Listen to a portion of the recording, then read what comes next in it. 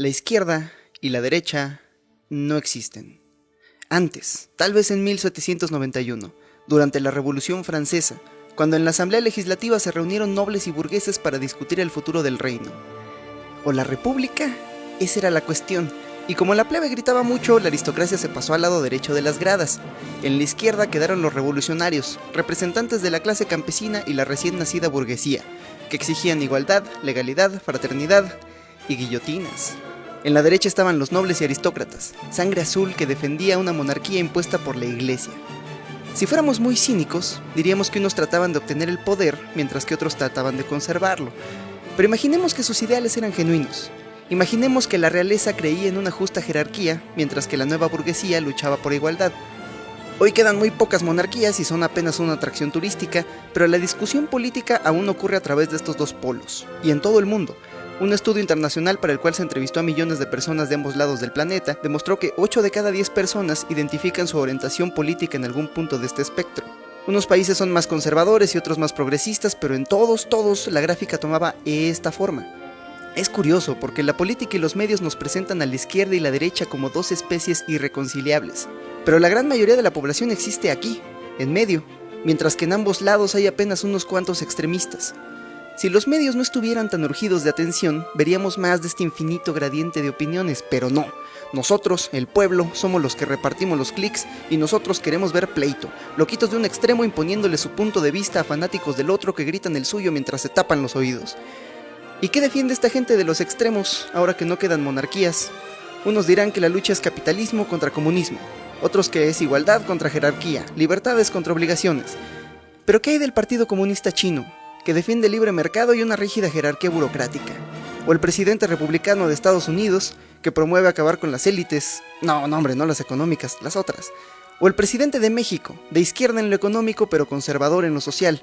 O el presidente de Canadá, un progre neoliberal. ¿Es que acaso el mundo se ha vuelto loco? Siempre fue igual. El espectro de izquierda o derecha solo sirve para aceptar o rechazar ideas según la tribu que las proponga.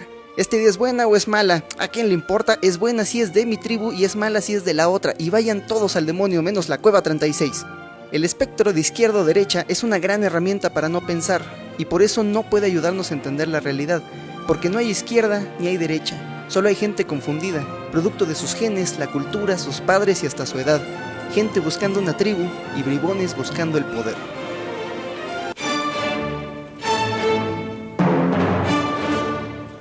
El camino perfecto solo es difícil para los que escogen. Si quieres la verdad clara frente a ti, nunca estés a favor o en contra. El conflicto entre a favor y en contra es la peor enfermedad de la mente, dijo un maestro zen llamado Jiang Shisekan. Aquí no venimos a pelear, venimos a entender. Aquí no hay fachos ni zurdos, no somos chairos ni somos fifís. Entonces, ¿qué somos? Pues somos humanos, animales políticos, según Aristóteles, por nuestra necesidad de discutir, interactuar y llegar a acuerdos. Pero antes que humano, antes que homínido, antes que mamífero, tú eres materia viva. Código genético sin más plan que reproducirse y sobrevivir. Reproducirse y sobrevivir. Se oye fácil, pero tiene su truco, porque todos los demás están buscando lo mismo y para ese fin se han inventado órganos, tácticas, camuflajes, y entre la infinita variedad de vida que cubre el planeta han surgido preguntas. Unas son muy obvias y por eso todos llegamos a la misma respuesta. Hambre, come. Sed, bebe. Hotel, trivago. Pero conforme crecíamos en complejidad, surgieron otras preguntas que no son tan evidentes. ¿Qué haces cuando hay un extranjero en la frontera? ¿Qué pasa cuando un miembro de la tribu ya no puede cazar? ¿Cuál es la naturaleza del ser humano? La selección natural no ha podido resolver estas dudas. Por eso, y por el puro hecho de estar vivo, tú ya estás involucrado en 3 conflictos. El conflicto entre naciones, el conflicto dentro de la tribu y el conflicto contigo mismo. Primero el conflicto entre naciones. ¿Qué hacer cuando 2 tribus se encuentran? ¿Pelear o colaborar? Pelear tiene sus ventajas porque no sabes quiénes sean esos o qué quieran. ¿Qué tal que son peligrosos? Podrían tener enfermedades. Matar a tus vecinos te mantendrá seguro, pero también tiene sus desventajas. Por ejemplo, no te los puedes coger. Si matas al vecino, nunca mezclarás tu código genético con el suyo. Y tal vez pienses, bien, así mantengo mi raza pura y mi sangre limpia. Pero ¿qué tan pura es demasiado pura? Eso pensaron los Habsburgo, la familia real del Sacro Imperio Romano desde el siglo XV hasta el siglo XVIII. Ellos solo se casaban entre primos, y sí, las comidas familiares eran incómodas, pero al menos no tenían que compartir el poder con otras casas reales. Pero mira qué feos eran. Como no tenían otros genes con los cuales mezclarse, sus defectos genéticos se acentuaron cada vez más como perros con pedigrí, hasta que nació Carlos II de España, un pobre hijo del incesto con la boca tan torcida que no podía masticar y le mordía los pezones a sus nodrizas. Le decían el hechizado. El historiador Will Durant lo describe como corto, cojo, epiléptico, senil y completamente calvo antes de los 35, siempre al borde de la muerte, pero sorprendió repetidamente a la cristiandad al continuar viviendo. Y sí, tuvo a su cargo el Imperio Español, pero murió muy joven, sin dejar herederos, lo que ocasionó la brutal Guerra de Sucesión Española, que acabó con el imperio y con su línea genética. Moraleja, tener hijos entre primos está mal. ¿Qué? ¿Por qué voltean a ver a Monterrey? Piénsalo así. Si una tribu es vulnerable a una enfermedad y no tiene variaciones genéticas, cuando esa enfermedad ataque, los va a matar a todos. Entonces, ¿qué? ¿Colaboramos? Colaborar con los extranjeros tiene sus ventajas. Ellos tienen acceso a recursos que tú no, así que pueden comerciar. Ellos saben cosas que tú no, así que puedes aprender. Su código genético es distinto, así que pueden tener hijos normales. Juntas, las dos tribus pueden lograr más que cualquier tribu aislada. Pero también hay riesgos. Podrían ser violentos. O peor aún, podrían cargar enfermedades para los que no tienes defensas. El peor escenario del conflicto entre naciones ocurrió cuando los europeos llegaron a América. Y sí, mataron, y sí, violaron, pero el daño que hicieron con sus espaditas fue minúsculo, comparado con el daño que hicieron las plagas y enfermedades que traían con ellos. Se estima que la viruela mató alrededor de 20 millones de personas en el Nuevo Mundo, 90% de la población nativa, 9-0. Los españoles aún encontraron ciudades e imperios, pero siglo y medio más tarde, cuando los ingleses llegaron a Norteamérica, encontraron los restos postapocalípticos de una civilización nativa, solitarios sobrevivientes que lo habían perdido todo y a todos. Uy, chavos, y lo que les espera. Entonces, ¿qué hacer entre naciones? ¿Luchar o colaborar? La selección natural dijo, no sé. Y por eso naciste con ambas tendencias, una más fuerte que la otra como todos, pero ambas respuestas sobrevivieron en tu código genético porque nos ayudaron a sobrevivir. Igual que el egoísmo y la generosidad. ¿Qué haces cuando un miembro de la tribu ya no puede cazar como antes? ¿Cuidas de él o lo dejas a su suerte? Ahí ocurre el conflicto dentro de la tribu. Por un lado tienes una boca más que alimentar y que no está poniendo de su parte. En las precarias condiciones del hombre primitivo esto podría poner en peligro a la tribu entera. ¿Qué pasa si tienes a dos? ¿Qué pasa si la mitad de tu tribu no puede cazar? ¿La otra mitad debe alimentarlos a todos? ¿Qué pasará cuando se encuentren a otra tribu en la que todos cazan y todos pelean? Pero bueno, por otro lado, son tu tribu. También son seres humanos. Los humanos existimos unos para otros, dijo el emperador Marco Aurelio, porque solo míranos. Qué patética raza de primates nos tocó ser. Los humanos vivimos en grupos porque somos débiles, vulnerables. Nuestra única fortaleza es la colaboración. Y mira el horizonte, es una gran fortaleza. Y la forma más simple de colaborar nace en la familia, porque un hermano comparte 50% de tu código genético, un primo 25%, y así, por pura selección natural, aquellos organismos preparados para dar su vida por preservar el código genético de sus hermanos y familiares fueron más exitosos a la hora de pasar sus genes a la siguiente generación. Estamos programados por la evolución para amar a nuestra familia. Pero en poblaciones pequeñas, donde las interacciones locales son siempre con la misma gente, los humanos desarrollamos parentesco por nutrición, o sea, aprendemos a ver a nuestros vecinos como familia, como miembros de la misma tribu. Dicho lo cual, ¿qué será de este holgazán? ¿Vive o muere? Depende de tu tolerancia para la desigualdad, de cuántos vecinos consideras como parte de tu tribu. Si son pocos, tu tolerancia para la desigualdad será alta. Y si estás de acuerdo con que unos tengan más que otros, pensarás que las jerarquías sociales son justas, y todo aquel tratando de subvertirla, todos los que se quieran meter a la fila, deben ser detenidos. Si los miembros de tu tribu son muchos, tu tolerancia para la desigualdad será baja, y si crees que en el fondo todos somos iguales, pensarás que las jerarquías sociales son injustas, artificiales, porque tú ves en cada miembro de tu tribu un valor intrínseco, más importante que cualquier cargo o título. Competir o colaborar. Ese es el conflicto con uno mismo. ¿Cuál es la esencia del ser humano? ¿Somos seres nobles en un mundo malvado o bestias crueles que deben ser contenidas? Vamos a ver, en la esquina de los técnicos está el chino Meng Zi, quien creía que el hombre es bueno por naturaleza. En nuestro corazón están la compasión, la vergüenza, la modestia y la habilidad de distinguir entre el bien y el mal, pero deben ser cultivadas. Del otro lado del mundo, pero muy cerca en el pensamiento, Rousseau decía que la naturaleza humana es compasiva, pero que somos corrompidos por la sociedad. Somos nobles y generosos, pero la jerarquía provoca orgullo, vanidad y desigualdad. Y sí, Rousseau era un hippie, pero su filosofía inspiró las grandes revoluciones del siglo XIX y ayudó a convertir las monarquías religiosas de Occidente en repúblicas seculares y democráticas. Nada mal. Un poquito más moderado, John Locke decía que la gente nace con una mente en blanco, una tabula rasa, y el comportamiento nace de analizar nuestro ambiente y reflexionar sobre estas percepciones. O sea que la gente nace toda igual, y ya cada quien decide si ser bueno o malo, libre o no. Casi en el centro, Karl Marx, que era un materialista, decía que el ser humano no tiene una naturaleza como tal, que son los mecanismos de interacción a los que está sujeto los que lo obligan a ser altruista o egoísta. Pero mira qué implicaciones tan peligrosas tiene su filosofía. Porque si el espíritu humano es una plastilina moldeable por los mecanismos a su alrededor, si no tenemos necesidades básicas como por ejemplo la libertad, ¿qué nos impide manufacturar al obrero perfecto? A mí no me miren, pelense con Aldous Huxley, a él se le ocurrió esta pregunta. Y del lado de los rudos está Trasímaco, un sofista que creía que la gente solo busca placer y riqueza para sí mismo, pero por suerte hay una sociedad que nos obliga a contener nuestros impulsos. La justicia, decía Trasímaco, no es más que el interés del más fuerte. Y eso que nunca vino a la Ciudad de México. Más al extremo está Junzi, el némesis de Menzi. Él creía que la naturaleza del hombre era malvada. Los deseos por prestigio y satisfacción física son innatos e irradicables del ser humano, y la compasión es contraria a la naturaleza humana. Si no fuéramos bestias crueles, decía Menzi, no habría necesidad de ley, estado o fuerza. Pero espérate, porque hasta aquí está Hobbes, quien escribió su Leviatán mientras veía los horrores de la guerra civil inglesa, y concluyó que el estado natural del ser humano es una guerra de todos contra todos. Antes de la civilización vivíamos en constante miedo y peligro. La vida era solitaria, pobre, fea, brutal y corta. Según Hobbes, el ser humano cedió su libertad para asesinar a cambio de una autoridad que lo protegiera de ser asesinado, y solo un autoritario Leviatán podía mantener la paz.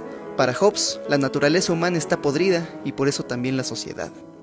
Muy bonitas opiniones, todo el mundo tiene 10, tú no por emo, tú menos por hippie, pero ¿quién de estas almas torturadas tenía razón? ¿Qué dice la ciencia? ¿El ser humano nació para competir o colaborar? Pues aquí otra vez la selección natural dijo, ¿quién sabe? Porque mira, juguemos un juego. Tú y yo somos atrapados por la policía. Nos meten en cuartos aislados y nos dicen, puedes confesar o quedarte callado. Si ambos confiesan, cada quien tendrá una pena de 5 años en prisión. Pero si ambos se quedan callados, ambos salen libres. Ah, pero si tú confiesas y yo me quedo callado, yo me voy 10 años a la cárcel. Y si yo confieso, pero tú te quedas callado, tú te vas 10 años a la cárcel. ¿Qué hacer? ¿Competir o colaborar? Si somos absolutamente racionales, nos daremos cuenta de que la estrategia dominante es competir. En ambos casos, confesar es la opción con la mayor recompensa y el menor castigo. Pero mira qué paradoja. Si ambos somos racionales, ambos nos vamos a la cárcel. Nuestra única salida es ser irracional. Por suerte, la vida no es un juego de lógica. Somos seres sociales y la vida es larga, así que la interacción con otro ser humano es como una serie de muchos juegos del prisionero.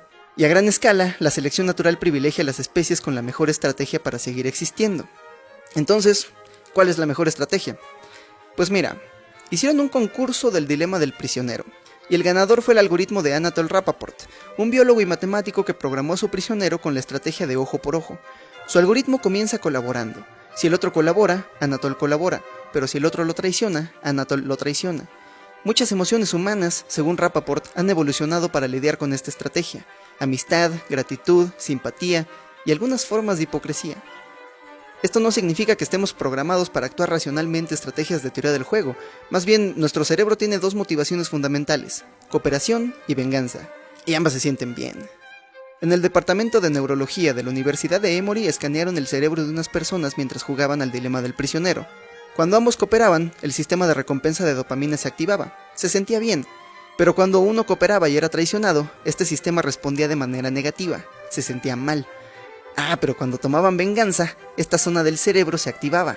Esta es la misma área estimulada por la dopamina cuando consumimos nicotina, cocaína y azúcar. Y al parecer también cuando tomamos la dulce venganza.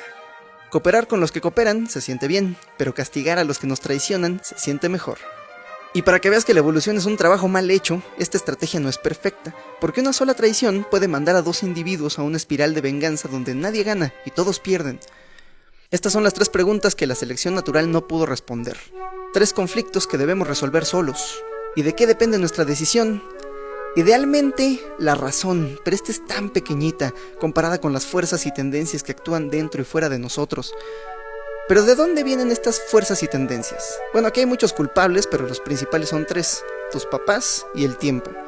Tus padres porque te dieron tu cerebro. En 2010, la Universidad de Londres, no, la de veras, esta analizó a 92 estudiantes y descubrió que podían predecir sus orientaciones políticas solo por la forma de su cerebro. Los que se consideraban a sí mismos de derechas tenían más grande esta parte, que está relacionada con la agresión, miedo, ansiedad y detección de amenazas. Los que se consideraban de izquierda tenían más grande esta parte del cerebro, que se encarga de regular funciones cognitivas como la inhibición verbal, la toma de decisiones y la empatía. Y tiene sentido, porque tus padres no solo te dieron tu cerebro, también te educaron, y seguro usaron una de dos estrategias, el miedo o la culpa. Según el libro La personalidad autoritaria de Theodor Adorno, los niños educados a través del miedo, o sea golpes, gritos y amenazas, crecían con un mayor respeto por la jerarquía, pero también aprendían a ver el mundo como un lugar peligroso, a otros humanos como rivales y a la naturaleza humana como fallida. Los niños educados a través de la culpa, que les decían, mira, por burro, ya hiciste llorar a tu mamá, ellos crecían para ser más empáticos, con mayor disposición a colaborar, pero también crecían con menor autoestima. Tal vez por eso, en contraste, veían a la naturaleza humana como noble. Y luego está el tiempo, que lo que no arregla lo echa a perder. Un dicho popular dice que si no eres liberal a los 20, no tienes corazón. Si no eres conservador a los 30, no tienes cerebro. Y es solo un dicho, pero guarda un poquito de verdad. Porque cuando eres joven, la mayoría de las interacciones son con tu familia, y como ya vimos, es más probable que ellos colaboren contigo, así que durante tus primeros años de vida, tu imagen de la humanidad será más amable. Pero luego creces, y al dejar tu hogar te enfrentas a más y más interacciones con gente que no está relacionada contigo, que no tiene incentivos para colaborar y tiene más razones para traicionarte, y varios años de mala suerte pueden hacerte perder la fe en la humanidad. Cuando eres joven, vives desde la esperanza, cuando eres mayor, desde la experiencia. Pero además tu cerebro cambia, porque mira, esta parte es la que te hace humano. En ella se representa la información que no está presente en el medio ambiente, como el lenguaje. Este mágico trozo de carne se merece su propio video, pero una de sus tareas es contener impulsos y controlar tus emociones. El problema es que esta parte del cerebro no termina de formarse hasta que cumples 25 años. Y para que veas que la evolución es un trabajo lento pero además mal hecho, esta otra parte del cerebro se encarga de las reacciones inmediatas del cuerpo, del miedo y la agresividad.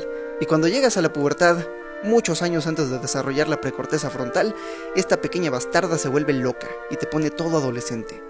Y tal vez por eso hacemos nuestro servicio militar a los 18. Tal vez por eso los reclutadores del ejército siempre eligen como blanco a los adolescentes, a quienes pueden venderles el infierno de la guerra como una aventura romántica. Quizá por eso los carteles agarran de sicario a puro chavito. Es la edad perfecta para matar y morir. Niños traicionados por su biología y su sociedad. Nunca tuvieron una oportunidad en la vida. Chavos, no sean carne de cañón. Si quieren sentir cosas, lean a Bradbury.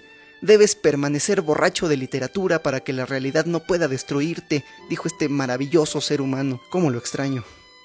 Entonces, como decía el dicho, si a los 20 no tomas riesgos y buscas emociones fuertes, tienes un sistema límbico deficiente. Si a los 30 no controlas tus impulsos y consideras cuidadosamente el interés de otros, tienes una precorteza frontal deficiente. Esta confusión nos hace libres, es un efecto secundario de ser humano, y esta línea bicolor no alcanza a contener el maremoto de impulsos y emociones que me hierve dentro del pecho, porque según este espectro, izquierda y derecha sufren del mismo mal, creen que el mundo es como debería ser. La derecha cree que este es el mejor mundo posible y hay que defenderlo, la izquierda cree que el mundo ya era bueno y lo arruinamos. Un lado piensa que el espíritu humano puede crecer y evolucionar, mientras que el otro cree que el ser humano es una criatura fallida y debe ser controlada. Pero adivina qué. Ambas personas soy yo. Todas esas fuerzas y tendencias viven en mi interior, responden a la realidad que observo y solo de vez en cuando coinciden con la oferta política de un lado o del otro. Somos criaturas complejas, pero ¿por qué 8 de cada 10 personas en todo el mundo se pinta el alma de un color? ¿Por qué definirse como izquierda o derecha? Pues porque somos humanos, y los humanos existimos los unos para los otros, y desde que éramos changos temerosos entre depredadores aprendimos que solo podemos sobrevivir en tribu.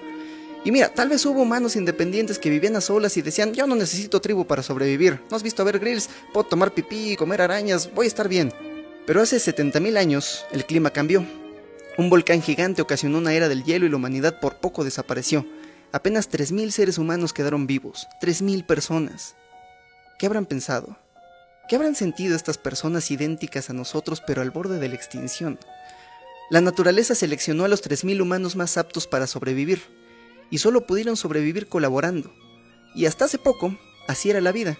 Nacías en un grupo social reducido y vivías con tu familia y tus amigos hasta que morías una muerte prematura. Pero díganle a Hobbes que tiene 0, porque sí, la vida era corta y sucia. Quizá no era feliz, pero era satisfactoria, porque somos humanos y no queremos sobrevivir, queremos vivir. Porque a los seres humanos no nos importan las dificultades, nosotros florecemos frente a los retos.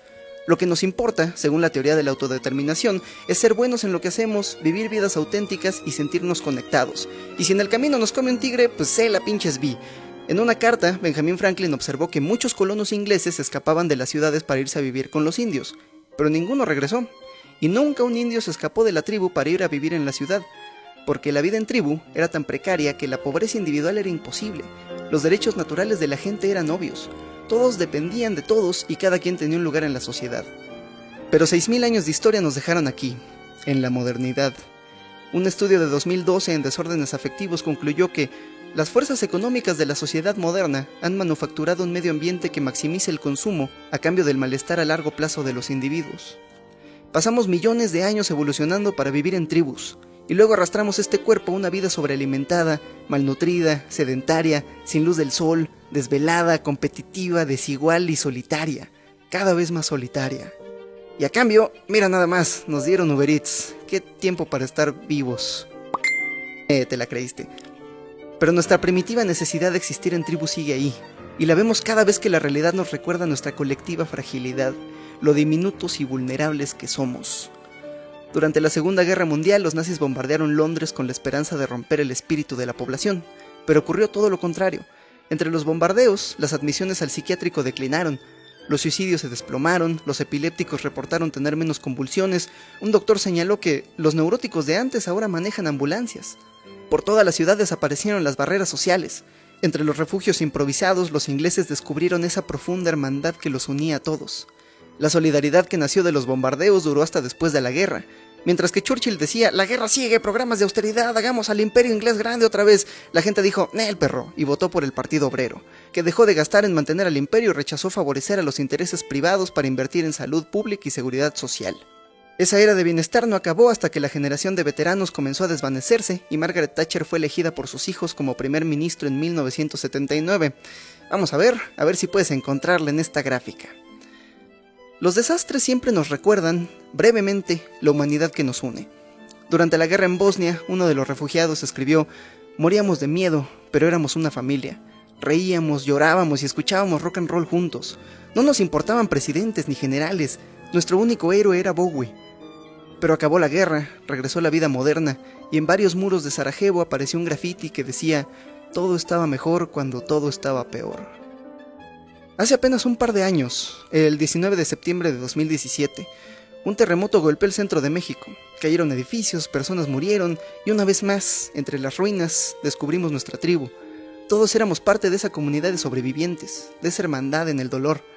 Yo vi de cerca las cadenas humanas, las donaciones, los gestos de amor entre completos extraños. Cada uno de nosotros se sentía como una célula de un organismo más grande que trabajaba en armonía. Pero la armonía duró poco. Una semana más tarde, cuando todos regresamos a nuestras solitarias oficinas, una conocida publicó en un foro de publicistas, «Soy la única que se siente así. Después del temblor, cuando todos nos ayudábamos, sentí que lo que hacía importaba, que todos teníamos una razón de ser. Hoy que estoy de vuelta en la oficina diseñando una lata de atún, siento que estoy desperdiciando mi vida». Pero la hermandad duró muy poco. Después del sismo se reunieron toneladas de víveres para los damnificados, se donaron millones de pesos, todo muy bonito, y días más tarde nos enteramos de que supuestamente el gobernador de Morelos estaba robando los víveres para ponerlos en bolsas con sujeta, míralo, muy guapo, y repartirlo a la población, porque al año siguiente había elecciones, porque el poder opera con reglas distintas y a veces contrarias a la humanidad. Nunca vimos el destino de las donaciones para la reconstrucción, pero sí vimos miles de lonas que decían, mi tribu buena, la otra tribu mala, vota mi. Pero cuidado, no confundas tribu con muchedumbre. Una tribu es el grupo de gente por la cual darías la vida, a la que ayudarías a alimentar o a defender. Cualquier grupo de gente que no nos incite a actuar desinteresadamente de esta manera no es una tribu, es una muchedumbre, solo una entidad política diseñada para empoderar a un individuo o idea a costa de un chivo expiatorio. La tribu está basada en el amor, la muchedumbre en el miedo, en el odio, y cuando ésta se queda sin enemigos, o se desmorona, o busca enemigos en su interior. Hoy México vive en una literal guerra, de unas víctimas del sistema económico contra otras, y declarada por órdenes de otro país. Cuesta trabajo creer que esta triste república es una tribu. Solo mira nuestra sociedad, que además parece estar en una guerra cultural consigo misma. La gente habla con increíble desprecio de sus propios vecinos según su visión política, de los chairos o fifís o de los machos o feminazis. Este tipo de desprecio generalmente se reserva para los enemigos en tiempos de guerra, pero ahora es la forma en la que hablamos de nuestros compatriotas. ¡Qué tragedia ser humano! Nuestras tribus nos hacen grandes, mucho más grandes que cualquier individuo, pero también nos hacen crueles, mucho más crueles.